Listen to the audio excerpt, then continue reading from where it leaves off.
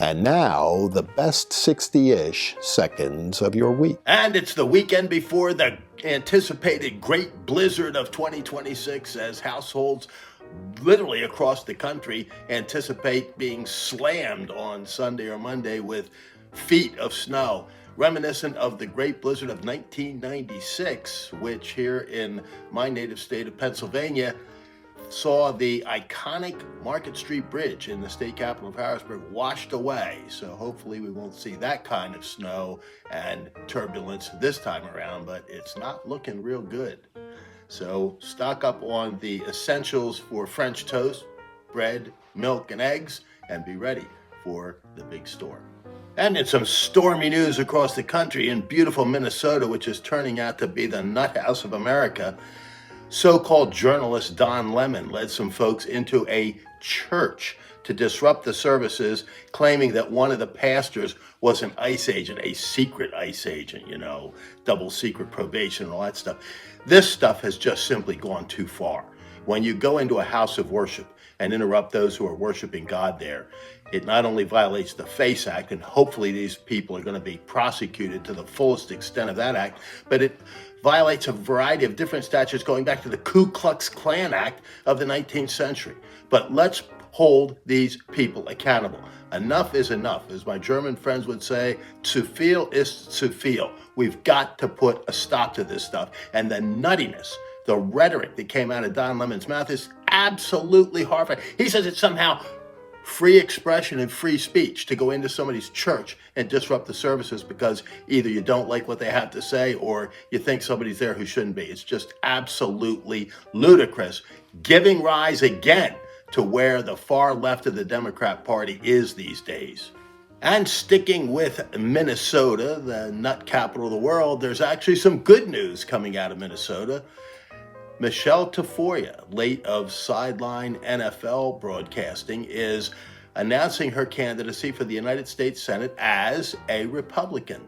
She's tough on illegal immigration, she's good on a variety of other issues, and she's worth supporting no matter where you live in this great 50 states because they so badly need real representation. The last time a Republican won statewide in Minnesota was 20 years ago, so you can tell it's time for real change. Is my old friend Norm Coleman, who I used to jostle a little bit as being the only man who could possibly lose to both Jesse the Body Ventura and Al Franken. But Norm is and was a great guy, a great American, and we all owe him a debt of gratitude for his service there in Minnesota. And let's go, Michele. And sticking with a football theme, this week the nation witnessed an incredible national championship game where the Indiana Hoosiers took down the Miami Hurricanes for their first national championship ever and the first team to go undefeated in a season since Yale University did it back in the late 19th century. Now, you got to understand, back then, football wasn't what it was today for obvious reasons. They played a very limited Ivy League schedule, and they played a bunch of club teams because it basically was still a club sport. So what Indiana University did this year was really, truly remarkable. But the backstories are so much more riveting and so much more fascinating.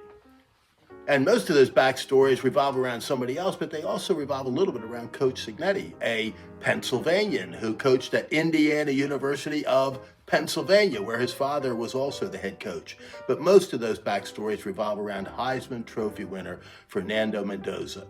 What an incredible athlete and what an incredible young man off the field. That fourth down quarterback draw play is going to be remembered by sports fans for decades.